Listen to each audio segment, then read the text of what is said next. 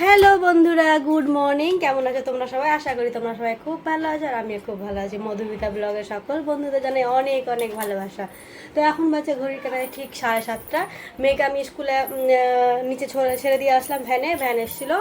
তারপরে আমি এখন কাজ করবো, বিছানাটা গোছাবো, স্নান করবো, পুজো করব। তার আগে আমার ঘর ঝাড় দেওয়া, ঘর মোজা সব হয়ে গেছে কমপ্লিট, শুধু এখন স্নান করা আছে। আর এবার পুজোটা দিয়ে দেবো, তারপর রান্নার কাছে যাব। আর ছেলে আমার এখানে খেলছে। এখন এর বাবা আসেনি বাড়ি, এখনো টাইম লাগবে। এখন আজকে কত তারিখ? আজকে হচ্ছে 19 তারিখ। তোর বাবা মনে হয় 23 এরকম চলে আসবে। চলো বন্ধুরা, দেখতে থাকো আমি আজকে সকাল থেকে কী কী কাজ করি।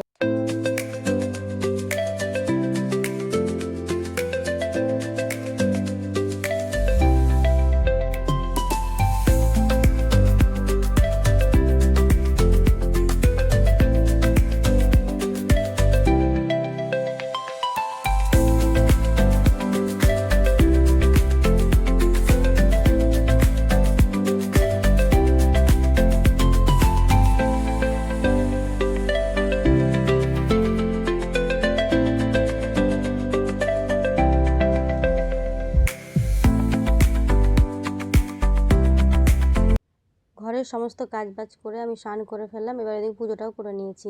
তো আজকে পুজোটা করতে আমার অনেক টাইম লেগে গেছে, যেহেতু আজকে শনিবার। তো শনিবার আমি একটু মন্দিরটা পরিষ্কার করি, মন্দির পরিষ্কার করে পুজো করে অনেক টাইম হয়ে গেছে। এবার ছেলেকে খেতেও দিতে হবে। ছেলে এখানে কাঁদছে অনেকক্ষণ ধরে, সকালে উঠে ওই কিছুই খাই না, দিদির সঙ্গে ওই ওয়াটারমেলন খেয়েছিল, ওটা খেয়েই আছে। তো আমি এবার ছেলেটাকে খাইয়ে দিই, তারপর নিজেও চা খাবো। তো এই দেখো ছেলের ব্রেকফাস্ট আজকে হচ্ছে হালুয়া। আমি সুজির হালুয়া করেছিলাম। তো এদিকে ওই ছেলে টিভি দেখছেন, আমি এই ফাঁকে ওকে খাইয়ে দিই। তো ছেলে আমার হালুয়া খেতে বেশ ভালোই পছন্দ করে, কোনো অসুবিধা হয় না। আর হালুয়াটা খেতে আর কোনো খাওয়ারই অত অসুবিধা হয় না, কারণ আমি একই খাবার প্রতিদিন খাওয়াইও না। যেহেতু আজকে সুজির হালুয়া করেছি, তো কালকে আমি হয়তো অ্যাপেল আমি সিদ্ধ করে খাওয়াবো, না হলে কোনো দিন ডালিয়া করে খাওয়াই। তো আর খাওয়া নিয়ে কোনো অসুবিধা নেই। তো এবার খাইয়ে দিলাম। আর ছোটো থেকেই কোনো খাওয়া নিয়ে অসুবিধা নাই, কাঁদা টাদা কিচ্ছু করে না, ওই খুব ভালো করেই খেয়ে নেয়। তো তোমরা বুঝতে পারছো আমি খুব তাড়াতাড়ি খাওয়াচ্ছি, তাড়াতাড়ি না, আমি স্পিডটা বাড়িয়ে দিয়েছি, এটাই এই জন্য মনে হচ্ছে খুব তাড়াতাড়ি খাওয়াচ্ছি। তো ওকে খাইয়ে দাইয়ে নিবো, দিয়ে আমি এবার চা বসাবো। আর আজকে আমার ব্রেকফাস্টে কিছু নেই সেরকম, ওই ব্রেড আছে ঘরে, ওটাই খেতে হবে। কারণ মায়ের জন্য যেটা লুচি ভেজেছিলাম, ওই দুটোই লুচি গনে ভেজেছিলাম, বেশি আটা ছিলও না মাখা। তো ওই জন্য আমাকে এখন ব্রেকফাস্টে ওই ব্রেডটাই খেয়ে নিতে হবে। তারপরে আমি রান্না আজকে তাড়াতাড়ি করে নেবো। তো খুব গরম পড়েছে আর কিচেনে ভালোও লাগে না থাকতে।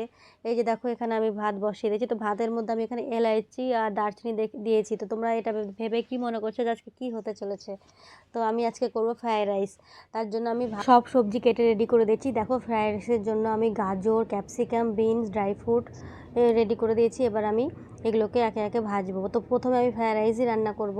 তো তার এখানে তেল বসিয়ে দিয়েছি। তো তেলটা একটু বেশি দেওয়া হয়ে গেল, যার ফলে আমি এখানে আগে ছানার বড়াগুলো ভেজে নিই। ছানার বড়াটা ভাজার জন্য আমি খুব ভালো করে মেখে নিব, কারণ ভালো করে ফেটতে হয়, না ফেটলে ভিতরটা শক্ত হয়ে থাকে। তো এখানে আমি দিয়েছি একটু গমের আটা, চিনি, লবণ আর হলুদ, বাস এটুকুই দিতে হবে। এবার আমি একটা একটা করে বড়াগুলো ভেজে নিই। তো তেল খুব ভালো গরম হয়ে গেছে, এবার আমি একটা একটা করে বড়াগুলো ছেড়ে দেবো। খুব একটা ছোট ছোট করবো না, নিজেরাই তো খাবো, তো একটু সাইজ মতো করে নেবো। আমার আবার একটু বড় বড় দেখতে ভালো লাগে তরকারির মধ্যে, তো একটু বড় সাইজের মতোই বানাচ্ছি, তোমরা তোমাদের সাইজ মতো করতে পারো। তো এবার আমি হালকা আঁচে ভেজে নেবো, বেশি আঁচ দিব না, নাহলে ভেতরটা ফের শক্তই থাকবে আর ওপরটা লাল হয়ে যাবে। এই জন্য হিটটা আমি একদমই কমিয়ে দিয়েছি, হালকা আছে সব বড়াগুলো আমি একে একে ভেজে নেবো। তো যে বাটিতে আমি ফেটিয়েছিলাম সেই বাটিতে একটু জল নিয়ে নিলাম। আর এই জলটা আমি ফেলবো না, এই জলটা আমি তরকারিতে ইউজ করে নেবো পরে। আর এক্সট্রা করে আর কোনো জল দেবো না, এই জলেই হয়ে যাবে। তো দেখো এবার আমার বড়াগুলো লাল লাল করে ভাজা হয়ে গেছে, উল্টে দিয়েছি। এবার আমি সব বড়াগুলো একটা একটা করে উঠিয়ে নেব। তো দেখতে পাচ্ছ কত সুন্দর কালার হয়ে গেছে, দেখো লাল হয়ে গেছে।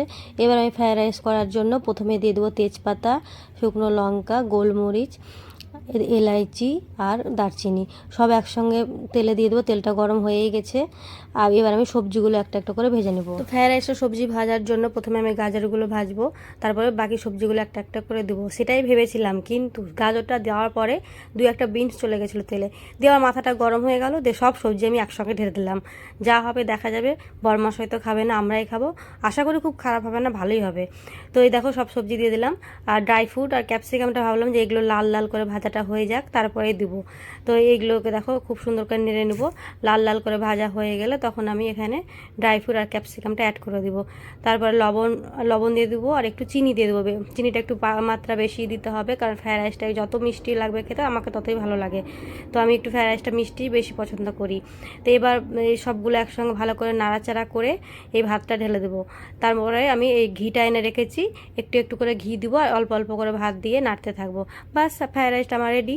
ফ্রায়েড রাইসটা করতে আর কোনো মন্ত্র নাই, সবাই করতে পারবে, একদম ইজি। আমি তো সচরাচর করতেই থাকি, আমার খুব ভালো লাগে ফ্রায়েড রাইস জিনিসটা। পোলাও, ফ্রায়েড রাইস আমি করতেই থাকি, বরকেও খাওয়াই, নিজেও খুব খাই। তারপর বাকি ভাতটা যে রাখা আছে সেটাও আমি দিয়ে দিব। তো খুব ভালো করে নাড়বো আর বেশ পরিমাণে একটু আমি ঘি দিয়ে দিলাম। আর এখন যেহেতু এর বাবা নাই, তো ঘিটা একটু ভালো করে দিচ্ছি, কারণ বাবা আবার অত অয়েলি খেতে ভালোবাসে না, ওই জন্য আমাকে ঘিটা কম দিতে হয়। আর যেহেতু এখন আর বাবা নেই, তো আমি ঘিটা খুব ভালো করে পেস্ট করে দিলাম। এই দেখো কালারটা দেখো কত সুন্দর হয়ে গেছে। চলো তোমাদেরকে আবার ফাইনাল লুকটা আমি দেখিয়ে দিই কেমন হয়েছে আমার ফ্রায়েড রাইস আজকের। তো দেখো ফাইনালি নামিয়ে নিলাম, আর বেশ সুন্দর হয়েছে, খেতেও খুব সুন্দর হয়েছিল আজকের ফ্রায়েড রাইসটা। আর একটু আমি সাদা ভাত হটিয়ে রেখেছি, যেহেতু আমার ছেলে তো খেতে পারবে না এগুলো, তো ওই জন্য ওর জন্য একটু সাদা ভাত হটিয়ে নিয়েছি, আর একটু আমি ডাল করে নিয়েছি। তো ডাল ভাত আর ছেলেকে এটা খাইয়ে দিব। তো চলো এবার আমি লেগে পড়ি পনির বলছি, ছানার বড়া আর আলু পটলের তরকারিটা যে বানাবো সেটার জন্য লেগে পড়ি। তো দেখো সবার প্রথমে আমি কড়াইয়ে তেল দিয়ে দিলাম। তেল দেওয়ার পরে আমি এখানে একটু গোটা গরম মশলা দিয়ে পটলগুলো ভেজে নেব। পটল আর পেঁয়াজটা আমি একসঙ্গে ভেজে নেব, তার মধ্যে আলু দিয়ে দেবো। তো সবজিগুলো এখানে ভালো করে লাল লাল করে ভাজতে হবে, তো একটু টাইম লাগবে, ততক্ষণ ভাজা হোক। আর আমি এইদিকে এই সবজির মশলাটা রেডি করে নিই। তো মশলার মধ্যে আমি দেবো এখানে আদা, রসুন, লঙ্কা এই পেস্ট করব। তো এটা ভাজুক, আমি পেস্টটা রেডি করে নিই। তারপর আমি দেখে নিই ছেলেটা কি করছে। একা একা অনেকক্ষণ ধরে তোকে রেখেছি, তো দেখি ছেলেটা কি করছে। চলো ছেলের সঙ্গে দেখে আসি ছেলেটা কি করছে। এবার আমি এটা ঢেকে দিই, ঢেকে ভালো করে সিদ্ধও হবে আর লাল লাল করে ভাজাও হয়ে যাবে। বাবু, গপু, কি করছো সোনা? কি করছো? পড়াশোনা করছো? হ্যাঁ, কি করছো বাবু? ये कौन है? मेरा बाबू है ये। हेलो, मतलब हेलो आंटी, हेलो। কোথায় কোথায় কোথায়? বাপরে কত কাজ তোমার, কত আমার সোনাটা কাজ করে।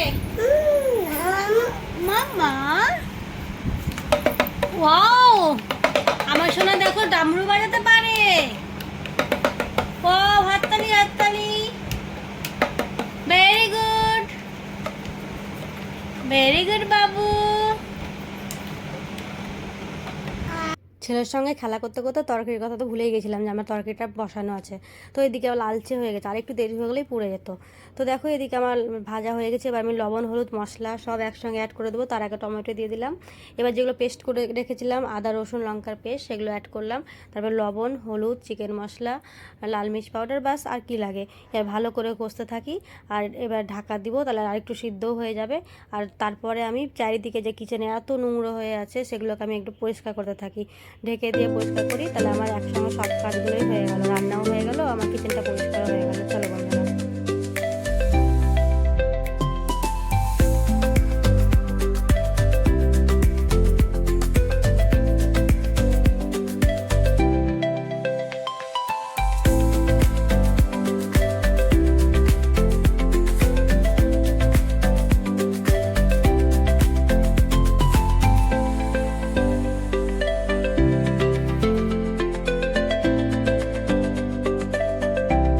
তো দেখো এখানে কষানো হয়ে গেছে আমার। কষি রসে আমি যে জলটা বাঁচিয়ে রেখেছিলাম বাটিতে, সেই জলটা দিয়ে দিয়েছি।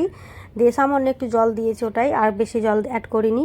সেদ্ধ অলরেডি হয়ে গেছে। আর সব নামাবার সময় লাস্টে আমি বড়াগুলো অ্যাড করেছি, আগে দিবা না, নাহলে আগে একবারে গলে যাবে বড়াগুলো।